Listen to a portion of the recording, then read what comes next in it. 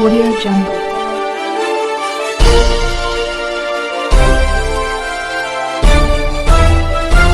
Audio Jungle. अभी आप देख रहे हैं कंचन न्यूज। इसे लाइक शेयर सब्सक्राइब करना ना भूलें ताकि न्यूज का नोटिफिकेशन सबसे पहले आपके पास पहुंचे। अब चलिए खबरें विस्तार से। बिहार का जो रिजर्वेशन एक्ट है उसके अनुरूप हुआ। आप किसी को व्यक्ति को चाहे खुद बहाल करिए या आउटसोर्सिंग कंपनी के जरिए किसी को आप अपनी सेवा में लेते हैं, ये कोई आउटसोर्सिंग कंपनी का एम्प्लॉय नहीं है। आउटसोर्सिंग कंपनी के थ्रू आप अपने काम के लिए किसी को बहाल कर रहे हैं, जिसको आप राजकोष से पैसा दे रहे हैं, तो वो बिल्कुल उससे कवर्ड है जो हमारा एक्ट है और पहले का बना हुआ। इसलिए आउटसोर्स करके भी जो रिक्रूटमेंट होगा उसमें रिजर्वेशन पॉलिसी को फॉलो करना पड़ेगा।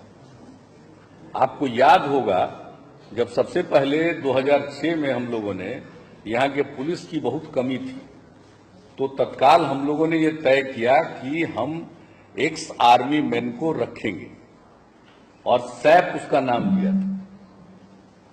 तो सैप के रूप में उनको जो नियुक्त किया उसमें भी आरक्षण देना था, क्योंकि जिस किसी चीज के लिए आप सरकार के धन का उपयोग करिएगा और एम्प्लॉयमेंट दे रहे हैं, तो आपके एम्प्लॉयमेंट के लिए जो रिजर्वेशन एक्ट है उसको फॉलो करना पड़ेगा।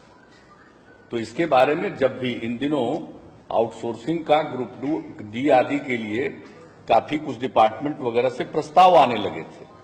हालांकि हम लोग इस बात को मानकर चलते हैं कि जिस किसी को भी आपको सरकारी सेवा में रखना है उसको ज्यादा आउटसोर्सिंग नहीं करनी चाहिए, अपनी तरफ से रिक्रूटमेंट करना चाहिए।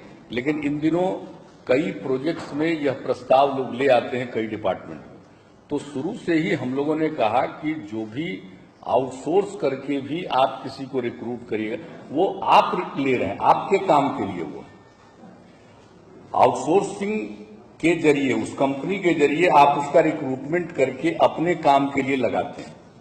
तो ऐसी स्थिति में जो भी डिपार्टमेंट का प्रपोजल आता था उनको हम लोग ये डायरेक्शन दे देते थे कि इस चीज के मुताबिक, अपने एक्ट के मुताबिक आपको करना है, तो वो हो जाता था।